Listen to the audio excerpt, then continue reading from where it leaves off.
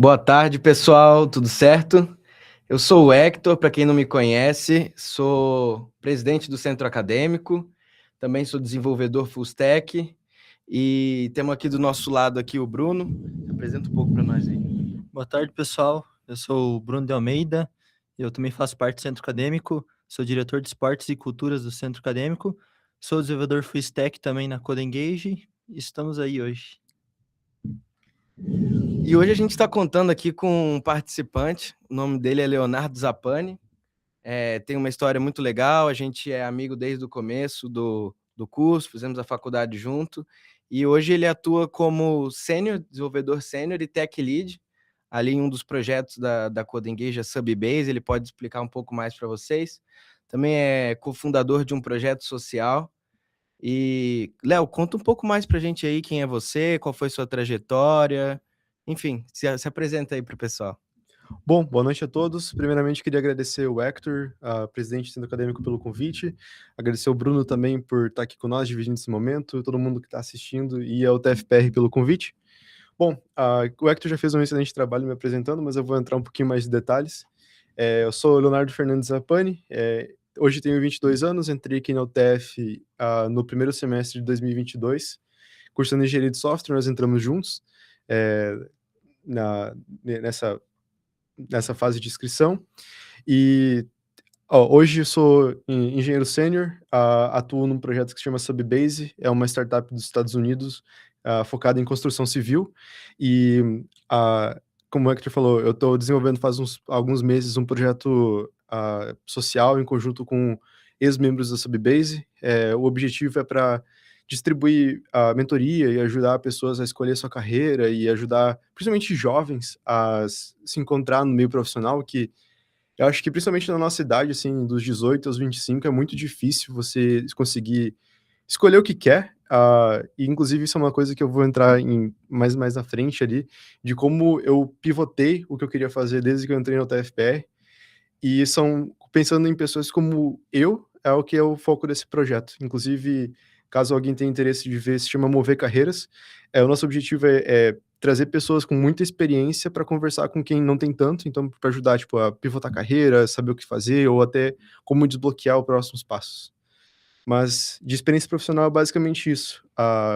Fecho agora 4 anos de experiência na área, comecei a trabalhar no primeiro semestre da faculdade, e cá estamos. Olha, show de bola. Eu confesso que, bom, eu já te conheço há tempos, a gente já fez parte de movimentos sociais juntos antes, e aí veio a curiosidade, assim, também, né? O que te motiva a fazer esse tipo de trabalho social? Partiu de você estar fazendo isso? Quem é o público atingido? Por exemplo, eu, que já trabalho na área, se eu precisar de algum tipo de apoio, eu consigo contatar vocês? Ou quem está na faculdade, ainda que está indeciso, não sabe o que fazer, seria mais aquele tipo de público?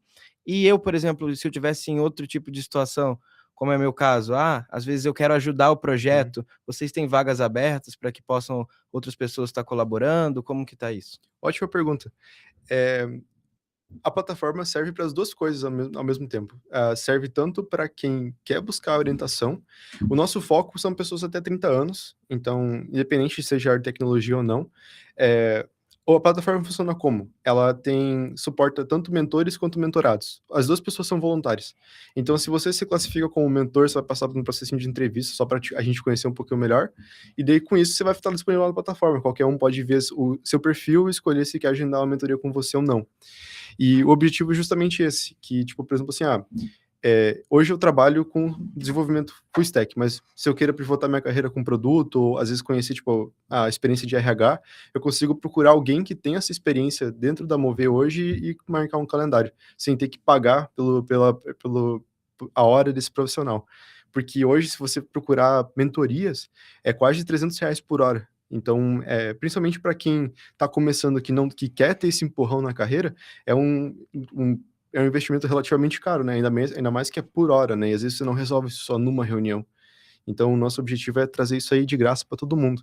E que nem você falou, tipo, essa ideia não fui eu que fundei ela, mas eu entrei para sustentar a parte técnica.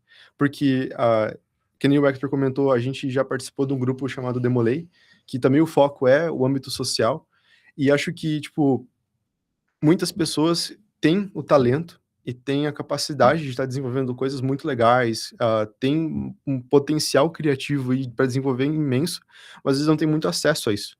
Então, se você, tipo, o meu objetivo, com o projeto foi ajudar isso, né, que o fundador não tem experiência técnica, então foi um aplicativo feito full no Vibe Code, então eu entrei para dar uma ajustada nisso e fazer a plataforma funcionar. E também, tipo, como a forma de poder devolver um pouco para a comunidade, né, que tipo, no começo era eu, aprendendo com pessoas com mais experiência e que provavelmente eu não teria esse dinheiro na época para desembolsar com mentoria. Então, se o que eu puder contribuir e ajudar outras pessoas a se achar na área profissional, é um negócio legal para você olhar para trás e ver que contribuiu tanto quanto para o seu currículo, né. Não, verdade, eu achei interessante, assim, principalmente porque talvez no começo eu também tivesse perdido ali, acabou que você seguiu, acho que é o mais padrão, assim, para quem acaba cursando o nosso curso, que é para a área de desenvolvimento, mas se destacou na área, né? E justamente por isso hoje você conseguiu estar onde está e fazendo, justamente promovendo esse projeto social. E hoje você está na posição de sênior e tech lead de um projeto renomado que movimenta milhões de dólares.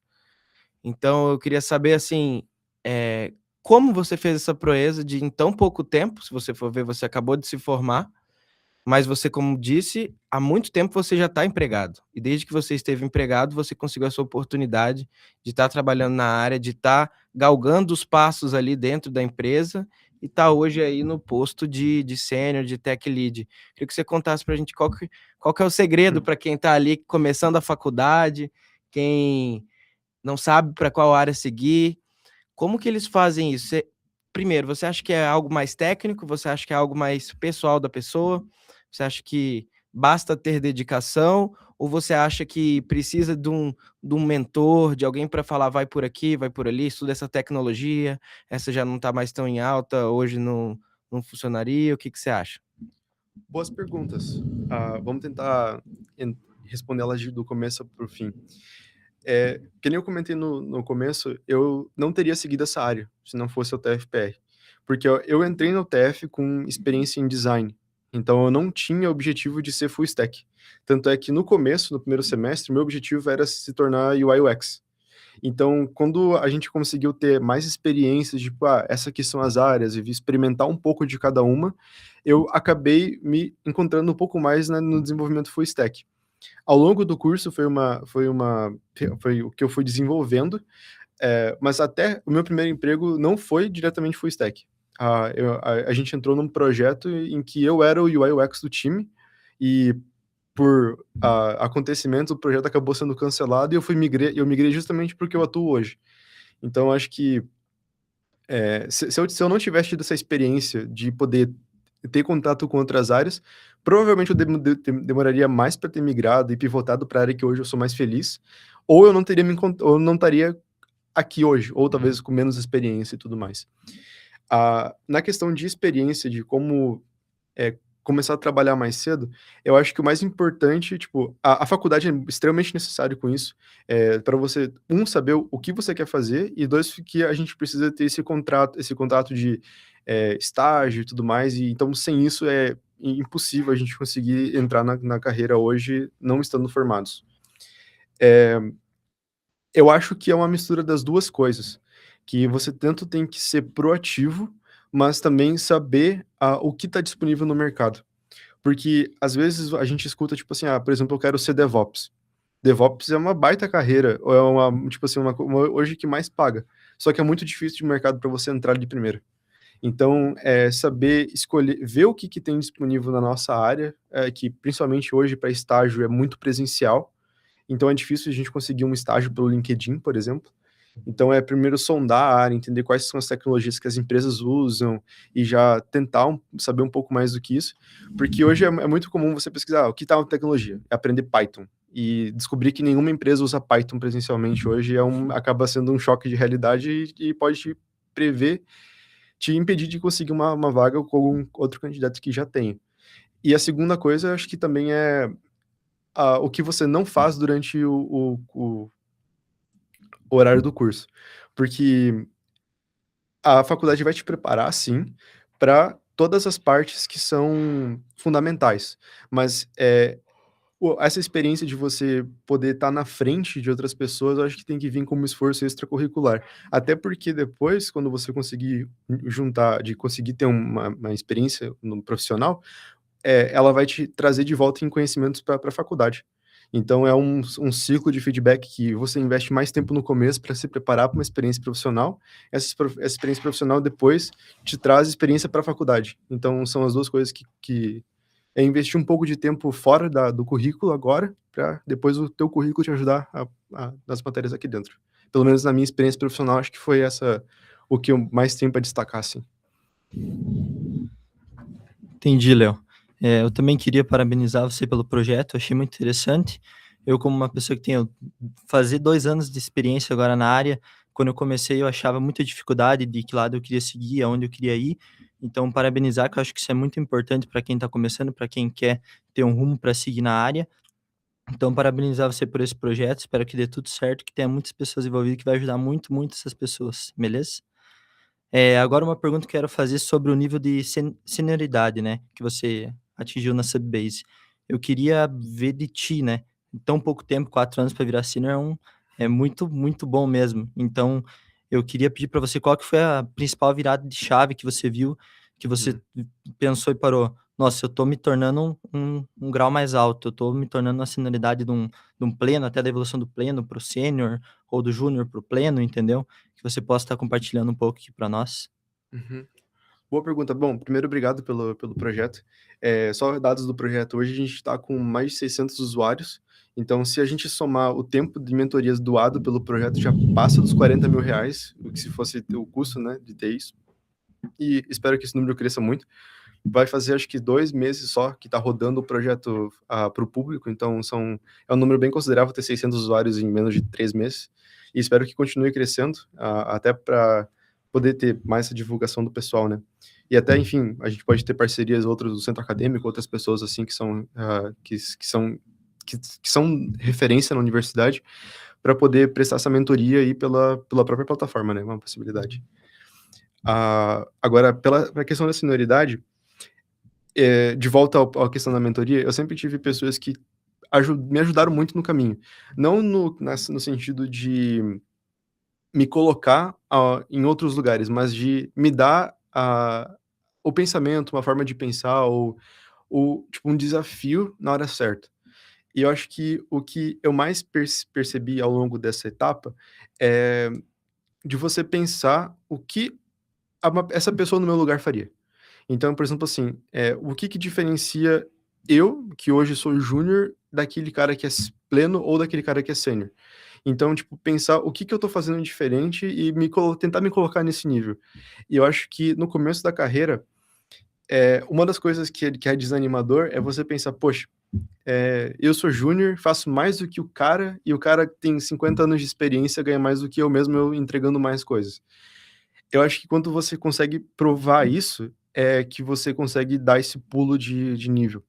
Porque para você conseguir subir fora do grau, da curva padrão de coisa, você tem que estar entregando sempre um nível acima. Então, se você consegue comprovar isso, por mais que você tenha que talvez ficar 1 ano recebendo menos do que o seu nível de entrega, é uma forma de você acelerar esse pulo, do que deixar ele acontecer por padrão. Léo, entendi, mas eu ainda fiquei com uma dúvida. Você falou, por exemplo, então se eu tô na escala de júnior, para que eu possa passar para pleno, eu devo fazer uma entrega de pleno, mesmo não sendo pleno. Então, por exemplo, eu sou júnior, mas tenho que me esforçar tanto quanto o pleno, fazer a entrega do mesmo nível que o pleno, recebendo o salário de júnior. Ok, mas quando você conseguiu, que eu acho que talvez o Bruno quis trazer assim, quando você sentiu, putz, eu já sou um pleno e ainda estou recebendo como júnior. Foi quando você começou a fazer esse trabalho a mais? Ou alguma coisa assim, por exemplo, putz, antes eu tinha, por exemplo, antes todos os meus PR vinham comentado com um monte de coisa e agora não tá vindo quase nada. Não sei se às vezes isso é um sinal ou, por exemplo, antes eu antes era o Diogo, era outra pessoa do meu trabalho que me passava o que eu tinha que fazer, e agora eu tô delegando tarefas para outras pessoas. Não sei se é necessariamente isso, mas você pode dar exemplos que você percebeu, putz, eu já tô em outro nível. Boa pergunta, eu não tinha parado pra pensar e responder assim. Sim para as duas. Tipo, o que eu mais vi de diferença, assim, tipo, eu confesso que eu tenho um pouco de síndrome do impostor, de pensar, poxa, acho que eu não tô lá ainda, sabe? Mas o que me fazia refletir nesses momentos é justamente parar e, tipo assim, poxa, eu já vi esse desafio no passado, sabe? Tipo, eu já fiz uma coisa parecida e as decisões que eu tomei, ou eu tive mais enrosco para fazer isso, ou eu tive que pedir para alguém que tá no nível que eu imagino eu estar para me ajudar. Tipo, por exemplo, assim, eu tenho um desafio X, eu tenho que conversar com algum líder técnico do meu time e tal para validar a minha ideia e também perceber como as decisões que eu faço vêm sendo cada vez menos questionadas. Eu acho que o principal ponto é que quando você tem um feedback que geralmente você vai ter um feedback negativo ou um feedback de sugestão do que você pode fazer certo. Então, quanto menos vem isso, significa que você está tendo mais dentro da sua liberdade, você está fazendo coisas que são mais de uma senioridade mais elevada. Então, acho que quando eu fui perceber é quando eu tava andando por conta própria. Em, tipo assim, em que eu pegava uma feature, um projeto, e ninguém me falava se o que eu tava fazendo era certo ou errado. E porque eu sempre tive esse direcionamento, tipo, eu entreguei isso aqui, vou revisar essa PR, vou pedir para alguém revisar junto, e a pessoa sempre falava, você podia fazer isso aqui, aquilo lá, e hoje, tipo, eu tô fazendo as coisas mais de forma independente. Então, tipo, eu pego uma feature e eu decido a stack, eu decido como que ela vai ser UI, como que vai ser, e, tipo, sai. Tipo, eu acho que essa ausência de feedbacks é um ponto a se medir. Porque Entendi. se as pessoas não te falam nada, é porque ou elas não têm a acrescentar, ou é porque tá ok. Isso é muito engraçado, né? Se tá ruim, todo mundo fala, mas se tá bom, não fala nada. Então eu acho que essa é uma boa métrica que não tinha parado para pensar. Se ninguém fala nada é porque tá bom, né? Porque se tivesse ruim, todo mundo ia estar falando, né? E às vezes, ainda mais quando você é estagiário, o pessoal não tem dó. Eles pegam e falam, nossa, eu nunca vi algo pior na minha vida. Se colocasse o meu filho que nasceu há 6 meses para fazer, sai algo melhor. E eu acho que isso faz parte até do desafio, até psicológico ali, você tá passando por essas provações. E gostei desse ponto de vista. Agora, uma coisa que eu queria trazer, Léo, trazendo um pouco para a faculdade aqui, é assim, alguma coisa específica, talvez de alguma disciplina, alguma coisa que você falou, putz, acho que isso aqui não vai servir para nada. E no final das contas, no seu trabalho acabou ajudando em alguma coisa, sei lá, seja banco de dados, pensou, pô, não vou trabalhar com banco de dados, não vou ser DBA e agora eu preciso aqui na ferramenta que eu estou utilizando fazer um SQL na mão, não sei. Ou, por exemplo, vamos começar por essa pergunta que eu acho que já é uma boa, assim. Eu acho que tem algumas matérias que às vezes a gente subestima pensando que nunca vai usar aquilo na vida e acaba quando a gente se depara com o mercado de trabalho, a gente encontra um desafio mais ou menos nesse sentido e fala, pô, não é que eu precisei? Boa. Acho que eu tenho duas para citar em momentos diferentes. Eu acho que no começo, como eu não tinha muito essa visão de banco de dados, é uma coisa que eu subestimava. Eu sabia que era importante, mas eu pensei, tipo, o Rails faz isso, eu posso fazer de uma forma não SQL essa aqui. Então, tipo, para que eu preciso saber isso aqui? Por que eu preciso fazer esse select aqui em SQL, que para mim na época parecia super complexo, sendo que no Rails é um user.find. Então, tipo, é uma matéria que eu subestimei muito, e daí depois, nem depois do fim do curso, já é uma coisa que voltou para me morder, que foi uma matéria que eu acabei deixando para ver mais tarde, e acabei sentindo falta do meu conhecimento que eu não tinha. E a segunda matéria, eu acho que é principalmente lá mais pro fim da faculdade, mas tanto os temas operacionais quanto paralelismo, a gente não pensa, tipo, eu não preciso pensar nesses problemas a tão baixo nível, mas quando você começa a mexer com alta escala, independente do problema, isso vai aparecer para te morder de uma forma ou de outra. Principalmente questões de performance, ou quando tem muita coisa acontecendo em paralelo, aparece. E então, tipo assim, e voltando, e tipo, trazendo essas duas perguntas para um ponto só, eu tô mexendo as duas no problema hoje. Faz 6 meses que eu tô trabalhando num algoritmo de busca, e eu tô otimizando já com, tipo, coisas com embeddings e tal. Então, tipo assim, o banco tá com mais de 300 GB de dados, E fazer uma query acontecer nisso aí em pouco tempo é difícil pra caramba. Então, as duas coisas, né? Otimizar SQL, índice, saber metodologias de compressão e conseguir fazer isso em paralelo sem dar lock é complexo. Então, tipo, hoje meu maior desafio. E é justamente as duas coisas que eu menosprezei lá atrás. Entendi, Léo. Agora mais uma pergunta sobre, você é full stack, desenvolvedor, né? Queria entender um pouco melhor da sua opinião. O que você acha? Você acha que quando é full stack, ele vem o quê? Ele vem mais para a parte só do desenvolvimento, ou um cara que ele vai cuidar da parte do desenvolvimento, um pouco da parte do negócio, do design, até do UX, que nem você disse, né? Prototipar ainda mais no teu nível. Tu acha, o que você acha sobre isso? Que o full stack deve seguir? Boa pergunta. Eu acho que hoje o full stack, principalmente com a questão da IA, não é mais sobre o que dentro da stack você consegue ser, mas sim um engenheiro que consegue entregar tudo que pode cair para você. Porque, tipo, hoje, por exemplo, eu sou uma pessoa que eu não escrevo mais tanto código. Eu mais penso, tipo assim, em como aquilo tá funcionando, eu posso melhorar, ou qual que é a experiência de alguém que vai usar isso e aquilo tem que, tipo, como que eu vou arquitetar esse negócio para funcionar. Então, eu acho que, tipo, cada vez menos a gente tá escrevendo código, tipo, de abrir uma tag HTML, escrever lá o front, procurar a tag sei lá, CSS para usar aqui, e mais focado em como a gente vai fazer essa entrega. Então, eu acho que cada vez mais do que nunca, as pessoas vão ser mais full stack, pensando, tipo assim, que o diferencial não vai ser, tipo, qual que é a sua stack de código que você escreve, mas sim como que você entrega seu trabalho. Se você consegue pegar uma feature e realmente pensar de entregá-la de forma inteira usando a IA, ou, tipo, mais nesse sentido, assim, do que... Acho que, tipo, tanto na experiência nossa que nem na Code Engaging, que a gente é desde suporte até o cara que resolve as questões de infra, então é, tipo, uma experiência bem diversa. Eu acho que isso não é tão realidade para empresas maiores, ou, tipo, de mais de 100 funcionários, mas a metodologia de você ter que se virar, dançar ali para entregar uma experiência que está escrito naquela task, vai ser cada vez mais a realidade nossa. Entendi.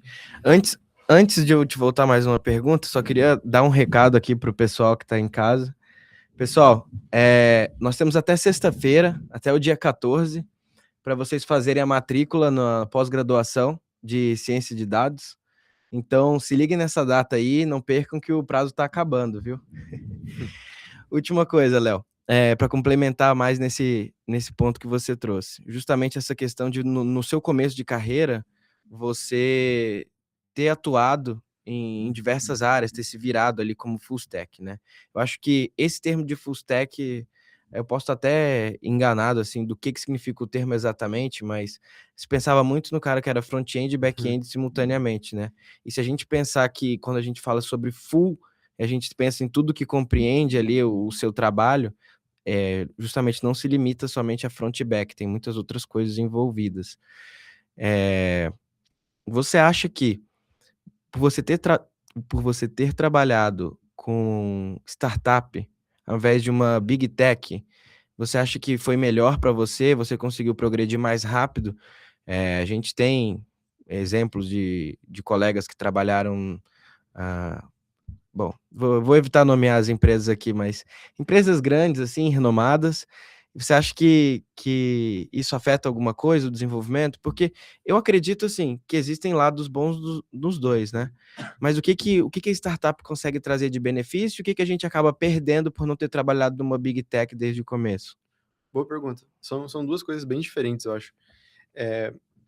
A startup, ela é mais 880. Ou você vai cair numa que é muito ruim, você não aprende muita coisa, ou você vai ter uma experiência fantástica e vai desenvolver muito a sua carreira. As big techs, elas já são mais lineares, assim, tipo, é mais uma experiência que é igual em todas, assim, tipo, você vai entrar como estágio numa empresa de 500 funcionários X ou Y, é praticamente a mesma linha de desenvolvimento e carreira. Agora, a startup varia muito de quem fundou, o que você faz, qual que é o orçamento, então, varia. Eu acho que é uma experiência, na minha opinião, que vale mais a pena você arriscar uma startup hoje, porque vai te trazer muito mais conhecimento justamente por você ter acesso a mais áreas. Porque hoje, se você entra numa big tech, você vai entrar, tipo, sou desenvolvedor. Você vai ter o full stack de front e back. Se você entra como full stack hoje numa startup, você vai ter essa experiência de conversar com mais pessoas ou tá ali com o seu pé em mais áreas diferentes. E eu acho que essa questão do full stack é interessante, porque o full stack, ele vem desse negócio de ser a pessoa que desenvolve banco, front e back. Uhum. E, tipo, hoje ela já é um pouquinho mais do que isso, né? Tipo, se você for ver, tipo, o full stack hoje vai desde infra até, enfim, né? Vai um pouco mais além hoje. E eu queria trazer uma coisa interessante, que é uma nova, tipo, eu acho que é um full stack plus, que se chama hoje, que é Forward Deployed Engineer, que é o cara que tá atuando na frente de campo. Então, ele é Uhum. meio que uma mistura de PM com engenheiro. Então, Uhum. tipo assim, você tá ali conversando com o cliente, você montando os requisitos da feature e já entregando ela também. Então, tipo assim, esse é um termo novo que, por exemplo, a Anthropic usa. A Uhum. Anthropic tem mais Forward Deploy Engineers do que Full Stacks hoje. Então, acho que é tipo, uma coisa que hoje existe por conta da IA, né? Que daí você não sobrecarrega isso só uma pessoa. Entendi. Outra coisa que eu ia trazer era justamente sobre essa questão da inteligência artificial. Não queria focar muito nisso, mas assim, acaba que é uma das habilidades requeridas hoje no mercado. E eu queria perguntar assim para você, como que você usa a IA no seu dia a dia, né? Porque para estar ocupando um cargo de liderança hoje, um cargo de sênior, a gente viu que a gente está passando por uma revolução, muitas pessoas perderam o emprego, muitas pessoas estão se adequando a uma nova realidade. E eu queria saber de você, assim, como você se adequou a essa nova realidade? Você faz algumas perguntas para um chatbot? Você integra IA diretamente no fluxo automatizado? E o que você acha que precisa para esse novo mercado tá adquirindo de habilidade para conseguir se manter no mercado e não ficar de fora? Boa. Eu acho que isso é uma pergunta interessante, porque foi um fluxo que eu fui adaptando nos últimos 3 anos. Então, tipo assim, quando a gente teve as primeiras interações com o ChatGPT, eu usava mais para tirar dúvida.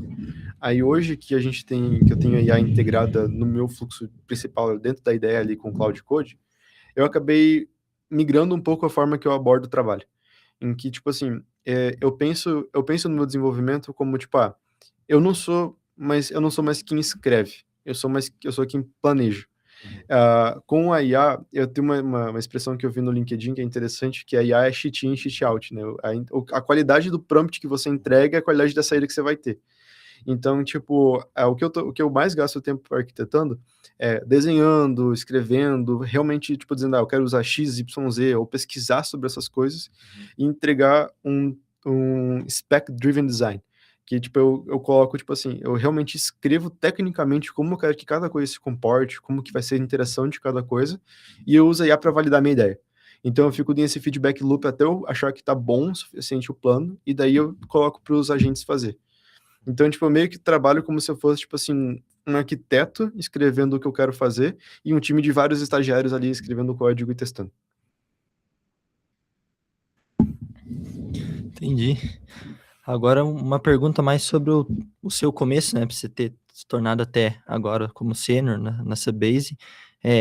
Você tem um erro na tua cabeça que você cometeu, que você falou, putz, hoje em dia eu não cometeria esse erro. Foi um erro muito bobo que eu cometi, que às vezes me fez parar de evoluir ou demorar mais para chegar onde eu cheguei, ou algo do tipo? Deixa eu pensar. Erros de código eu tenho vários para citar, né? Mas deixa eu pensar em erros de carreira. Eh, eu acho que principalmente. Boa pergunta.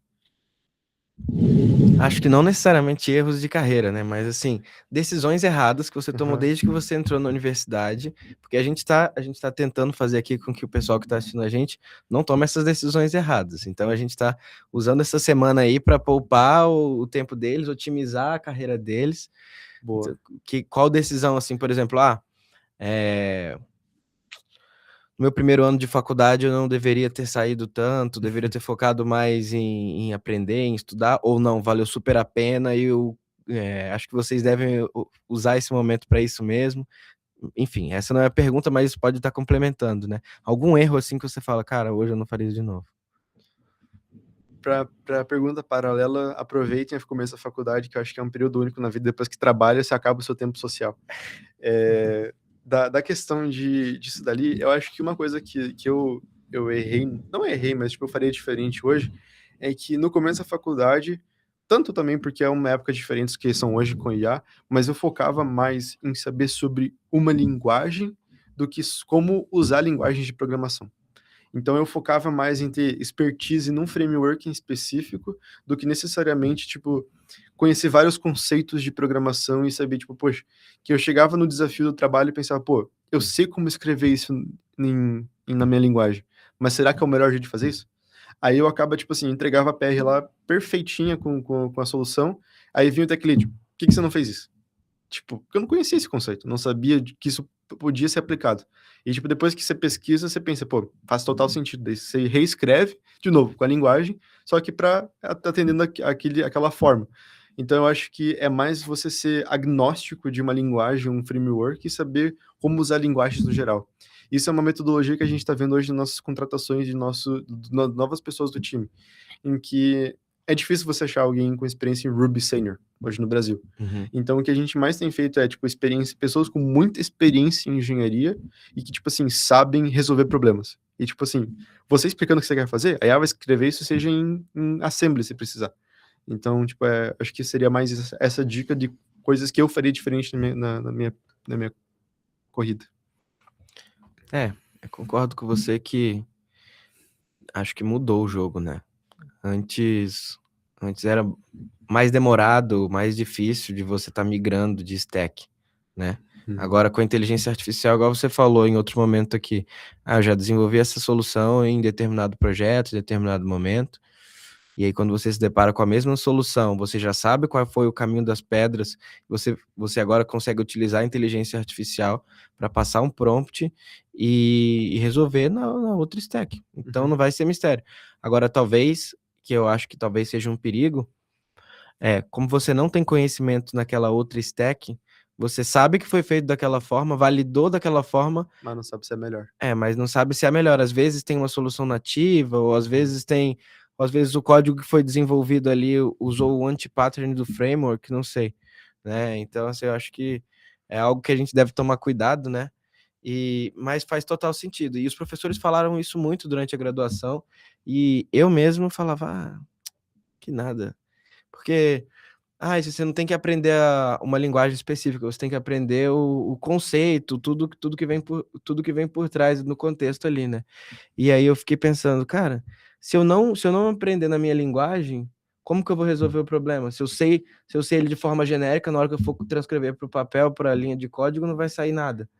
E talvez fosse a realidade antigamente, mas igual a gente está comentando aqui, agora que existe a inteligência artificial, a linha de código virou commodity, né? Exato. Só complementando o que você falou, a gente tem uma experiência no time que uma contratação que a gente fez há mais ou menos 1 ano e meio atrás era um dev Java com 18 anos de experiência. E ele entrou e codava as tasks em Java e pedia para o Cloud reescrever em Ruby. Então a gente caiu exatamente nesse caso que você descreveu, em que ele fazia exatamente isso. Tipo, ele escreveu como funcionaria em Java, o Cloud realmente traduziu a mesma funcionamento do task e caía nos anti-patterns do Ruby.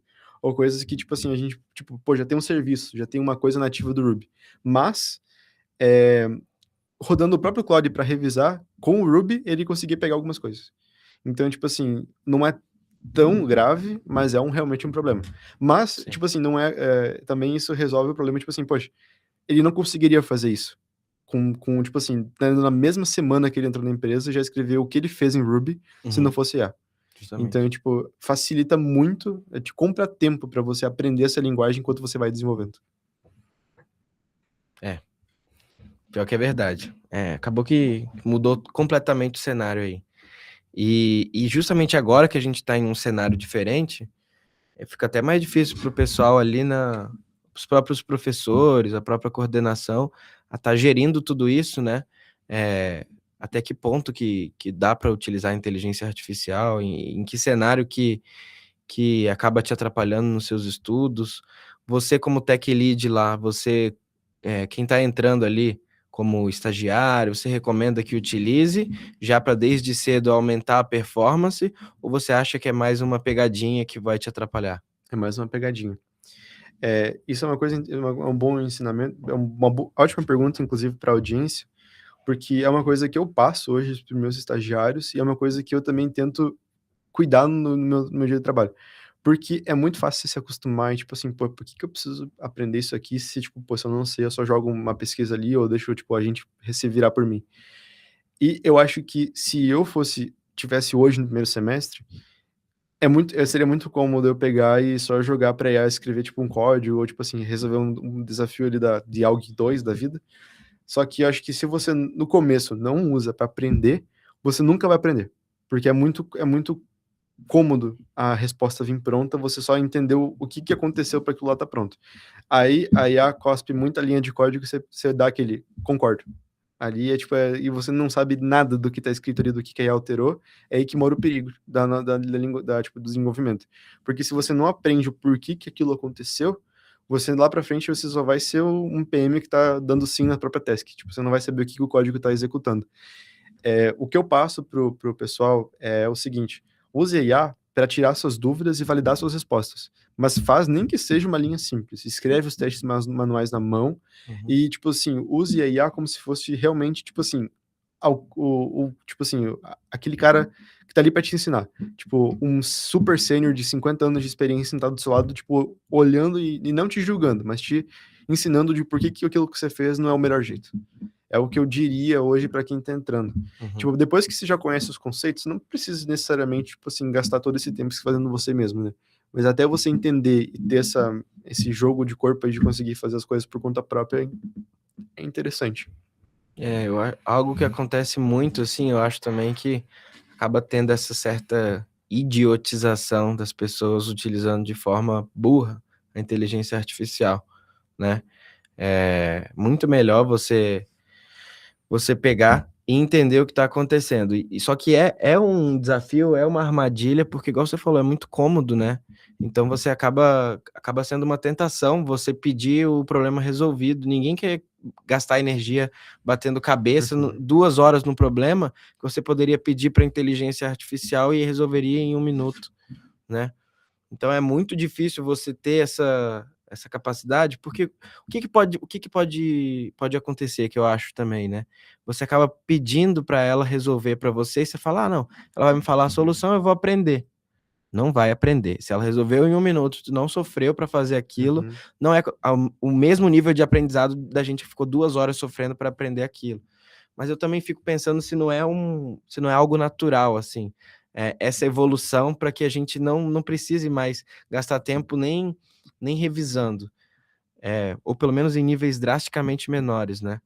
Porque há pouco tempo atrás a gente não pensava que isso ia acontecer. Hoje, da forma que tá absurdo e é exponencial o tanto que o negócio cresce, né. Então, sei lá, a difícil. gente olha assim e pensa: "Pô, será que". Pô, eu acho que eu demorei. No começo eu era meio resistente, assim, falava: eu não vou me render essa galera da IA, eu vou fazer meu código na mão, no máximo eu vou pedir pra IA ver se tem alguma coisa pra melhorar". Pô, e aí eu conseguia ver outras pessoas no time que estavam entregando 10 vezes a mais, entendeu. Falei: "Pô, cara, será que eu sou tão ruim assim?". E não, você tá usando a ferramenta errada, só, tipo, demorou cair a ficha que você já deveria estar usando isso, né. O próprio Bruno, né, Bruno, ele chegou e mostrou pra mim: "Pô, você não usa assim?". Falei: "Não, eu faço na mão". E tipo assim, eu me achando, tirando onda, falei: "Não, eu faço na mão". O maior otário que faz na mão, né. Cara, não, acho que não é orgulho mais você fazer na mão, o orgulho é você usar a ferramenta certa para te promover profissionalmente. E eu gostava de falar que eu fazia na mão, cara. Hoje em dia eu vejo que quão idiota eu não fui de não ter usado o negócio desde o começo e ter, investido meu tempo naquilo. Agora o TFPR também vai estar abrindo um novo curso aí voltado para essa área de inteligência artificial. Então é uma boa oportunidade aí para quem vocês aqui que estão ouvindo possivelmente já estão fazendo curso de engenharia de software, mas nada impede de estar fazendo outro curso, ou se tem um irmão mais novo, um primo queira fazer, indicar o curso para eles também, que igual a gente falou, como está tendo essa revolução aqui agora no mercado de trabalho, com certeza vai ser algo que o mercado vai exigir, né? E vão abrir muitas vagas nessa área. Então já é um bom direcionamento para vocês estarem seguindo aí. Não sei, você acha também que valeria a pena? E, por exemplo, se criasse um novo curso desse, que vai criar, no caso de inteligência artificial da vida, ainda valeria a pena fazer engenharia de software? Qual a diferença dos dois? Você faria qual, se você tivesse nesse momento? Gustavo, eu não quero tirar ninguém do curso não, tá? Mas eu quero também trazer para o curso novo, então vamos ver a resposta do Tech Lead Sênior de empresa estadunidense. Olha, eu sou uma pessoa que eu me vejo que eu continuo desenvolvendo software. Eu não me vejo, tipo assim, migrando para fazer coisas inteiramente com IA. Hoje, na verdade, eu desenvolvo IA dentro do software. Tipo, eu estou desenvolvendo modelos de extração, modelos de reconciliação, modelos de busca. Então, é uma coisa muito IA. Só que a gente já teve contratações de pessoas que são puramente IA. E elas não ter a experiência de engenharia atrapalha. Então, tipo assim, por mais que elas sabem perfeitamente os conceitos de IA, acaba que elas não sabem entregar produto. Então, hoje, tendo as duas, eu ainda escolheria engenharia de software. Eu acho que, tipo, o curso que eu fiz eu não mudaria. Porque a experiência que me deu fora o desenvolvimento de IA também vale muito. Então, tipo, hoje eu entrego IA como parte do software que eu desenvolvo. Então, eu não teria essa experiência de entregar, tipo, por mais que eu não tive na minha formação tantos conceitos de IA que eu uso hoje, muita coisa eu tive que aprender por conta própria, por mais que se eu fosse o contrário, sabe, se eu soubesse esses conceitos, eu entregaria menos ainda, porque eu acho que 90% do meu produto não é os conceitos de IA, é o que eu estou fazendo com ela. E isso veio da engenharia de software, não do curso da IA necessariamente. Muito legal. Eu fiquei pensando aqui enquanto você falava e assim, eu não sei se eu tomaria essa decisão. Eu justamente ali no período da pandemia surgiu muito, tipo, tava muito no hype a área de engenharia de software, né? Inclusive, até o pessoal deve talvez ter compartilhado uma experiência parecida. Eu pesquisava no YouTube, né? Qual a diferença de engenharia da computação, ciência da computação e engenharia de software? Tipo assim, qual é melhor? Qual que vai dar mais dinheiro? Qual que tá contratando mais?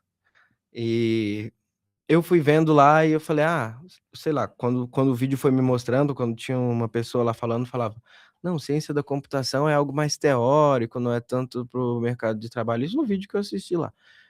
Engenharia da computação também, mas o que está agora em alta é engenharia de software, e nem era o curso que eu queria fazer na época. Aí eu falei, só que assim, eu, por outro lado, você já deve ter visto algo que eu fiz assim, eu investi, sempre gostei muito da área das biológicas. Então eu pensei, pô, eu vou seguir para a área de engenharia de software aqui agora e vou fazer algum link com essa área das biológicas, sei lá, vou trabalhar em laboratório, vou fazer sequenciamento de DNA e tal. E aí, beleza. Eu comecei, inclusive fiz alguns cursos na área referente a isso, mas inclusive me identifico, gostaria, inclusive estou esperando só abrir o período de abertura aí, vou tentar fazer bioinformática aqui na UTFPR, que eu já tinha feito a matéria que era pré-requisito, mas eu também me identifiquei muito com a área de software, que eu estava usando só como ferramenta, porque o software é um coringa, né? Com qualquer outra área dá para casar, dá para linkar o software. Eu estava pensando mais o software como ferramenta e acabou que o software virou o principal. Mas assim, igual eu disse, eu estava muito perdido e talvez justamente no cenário de hoje eu talvez tivesse escolhido migrar para a área da inteligência artificial, dado todo o contexto que a gente está vivendo agora. Mas assim, você contou que você conseguiu, não lembro se foi no primeiro ou no segundo período, você conseguiu um emprego.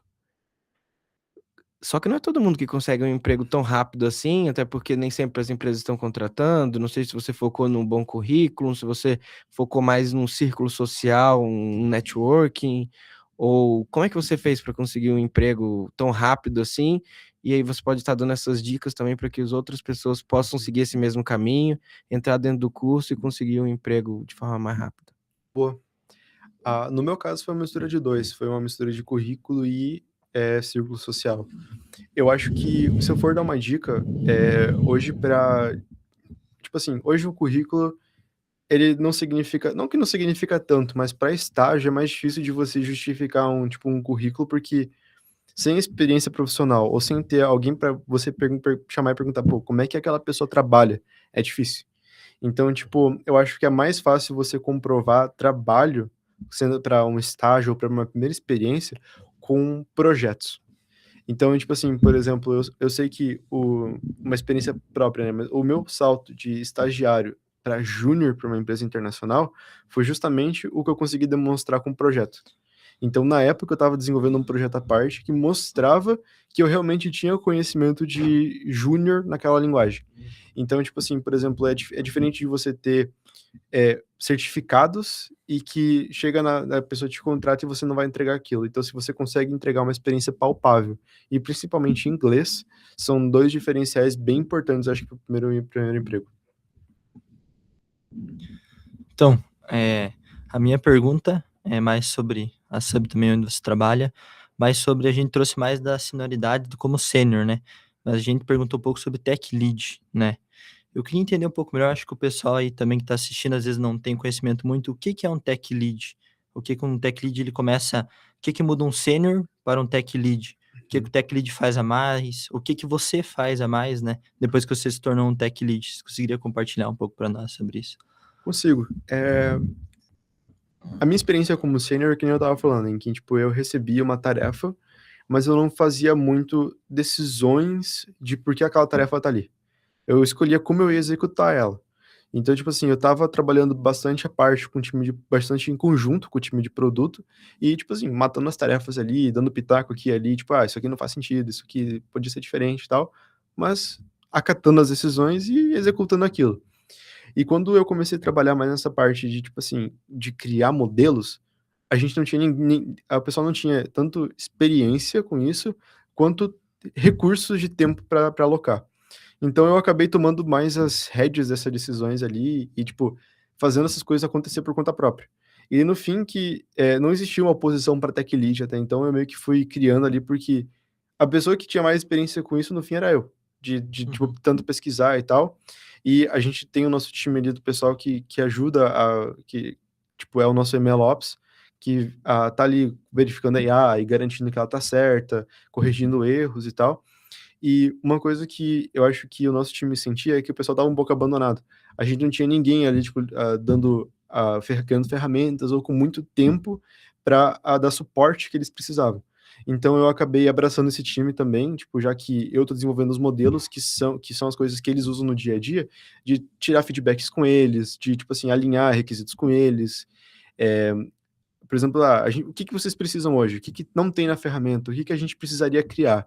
Então, mais tipo, essa parte de, tipo assim, eu não fui mais com o time de produto. Eu puxava os impactados por essas mudanças e as pessoas que tinham experiência com isso, e, tipo, coletava o feedback e pensava com eles como seria essa tarefa. Então, tipo, acho que a diferença na minha experiência de sênior para tech lead foi essa. De, tipo assim, de sair de uma área em que eu executava tarefas para coordenar essas tarefas com o time que a gente ia estar desenvolvendo meio mais que, tipo assim, a parte do resto do time. Acho que faz sentido essa postura mais de tech lead mesmo, e aí acho que foi criado o nome, né, ali no seu caso, foi nominado o seu papel que você já estava desempenhando. Mas assim, acredito que a gente já vai seguindo aqui, tá dando o nosso horário, eu já vou prosseguir aqui com o encerramento. Eu gostaria de agradecer muito sua presença, de bate-pronto ter aceitado o convite, né? Eu te chamei, eu sabia que você ia aceitar, né? Eu já te conheço há um tempo, eu falei, se eu convidar o Léo, ele vai aceitar na mesma hora. E tava até difícil de fechar a agenda, eu tava receoso como que seria sua participação aqui no podcast, justamente por o Jean amanhã ser um dos convidados que também tem bastante trabalha bastante com inteligência artificial. A gente vai trazer alguns aspectos desse, então já se preparem para o dia de amanhã.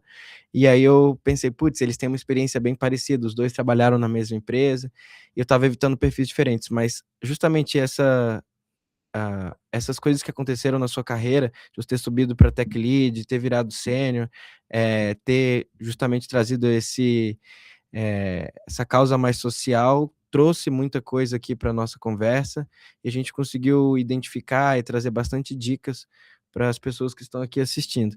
Mas, antes de tudo, eu gostaria que você desse uma última palavrinha ali.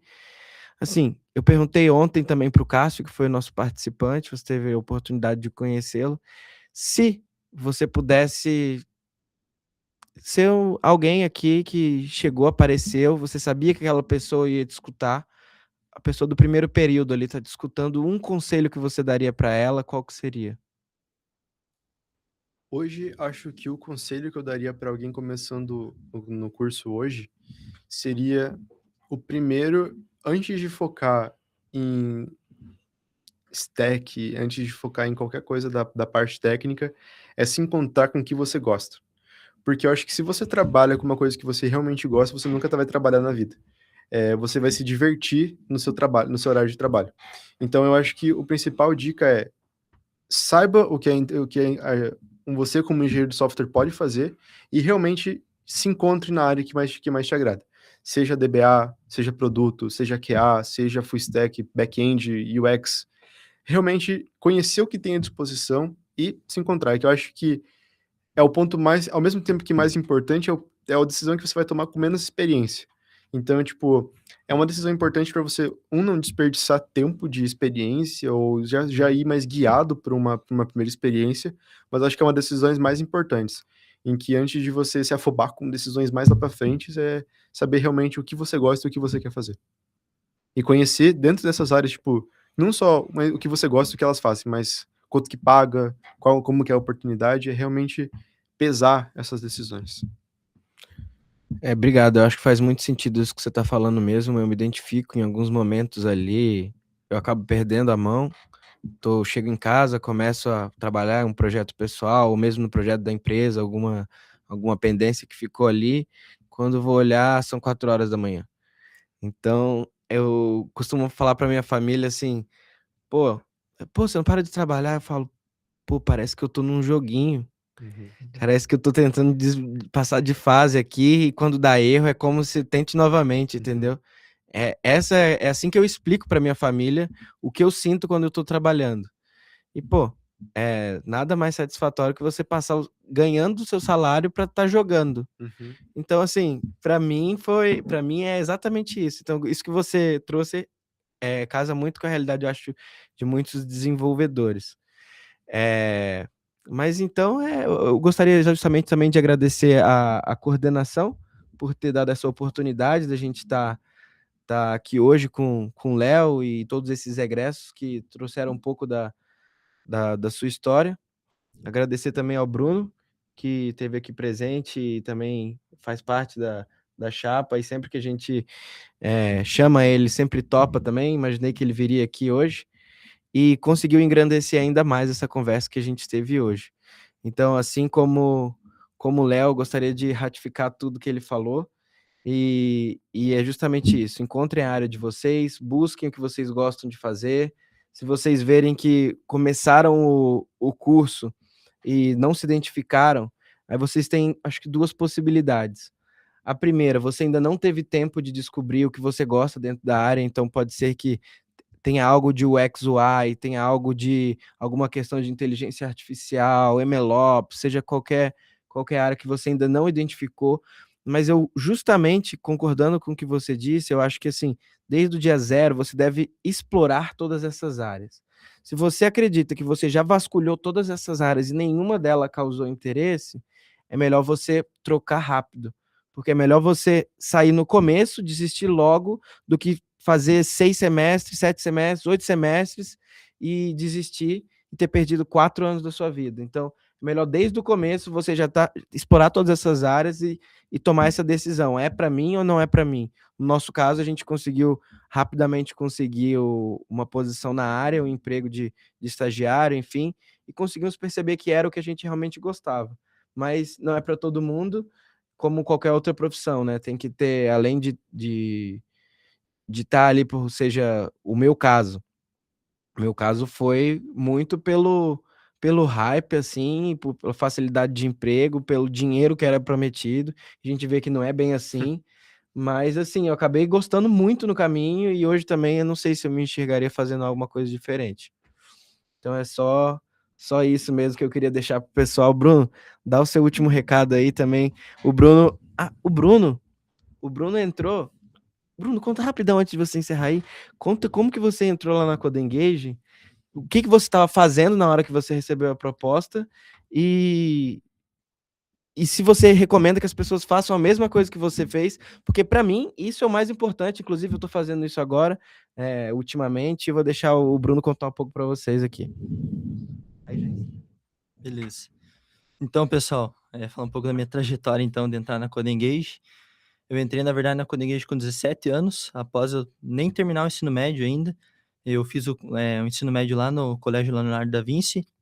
Então, foi um ensino médio integrado com técnico de desenvolvimento de sistemas, então já era mais da área.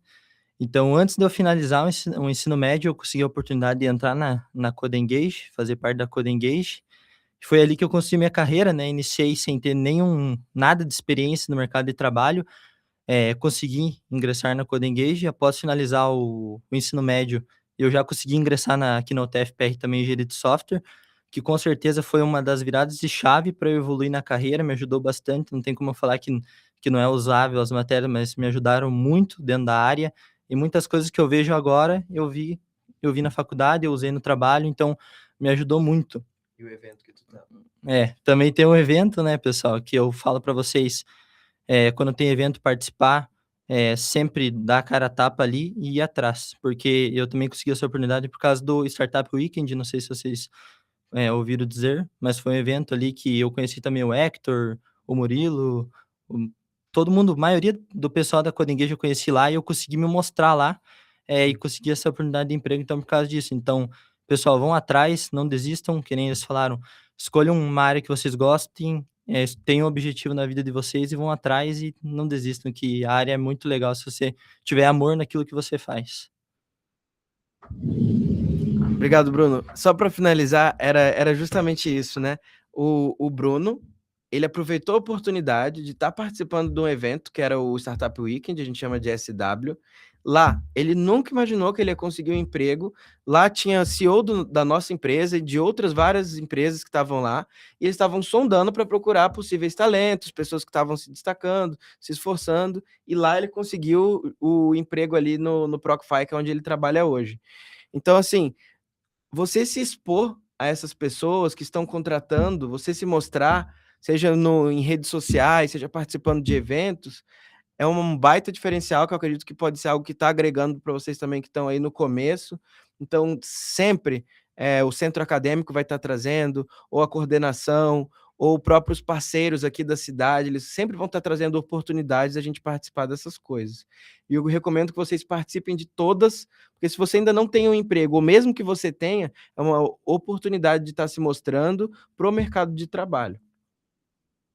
Então, desculpa te cortar, eu só queria reiterar porque isso é realmente muito importante. Porque se você pegar para analisar dessa época, pode ser que tinha pessoas que tinham, na teoria, um currículo talvez mais interessante do que o Bruno. Porque o Bruno podia não ter tempo de experiência ou talvez o curso do técnico finalizado. Mas o Bruno tinha toda a expertise e a capacidade de ser esse profissional, que são coisas que você demonstra só na prática. Então, tipo assim, além de participar desses projetos, participar desses eventos, construir suas próprias coisas, é realmente mostrar quem você é. Porque tem muitas coisas que você só pega o feeling fora do currículo. Então, tipo assim, só assim que você acha pessoas que nem o Bruno, sem necessariamente estar procurando por currículos na internet. É verdade, é verdade. Eu acho que o caso do Bruno ali não é um ponto fora da curva, eu acho que é a regra para quem se expõe, a tendência é conseguir logo um emprego, e a ideia justamente, eu acho que deu para trazer bem vários caminhos que quem está começando o curso agora pode seguir e está conseguindo alcançar aí quem sabe, o emprego dos sonhos, né? Mas então é isso, pessoal. Amanhã a gente vai ter online também a conversa com o Jean, vai ser às 19h30 pelo Meet. Então, mesmo link, podem acessar pelo mesmo link aí, todos os dias da semana. Nós vamos fazer também quinta e sexta com outros convidados. Vocês podem estar acessando sempre pelo mesmo link. E eu espero vocês lá amanhã. Até mais.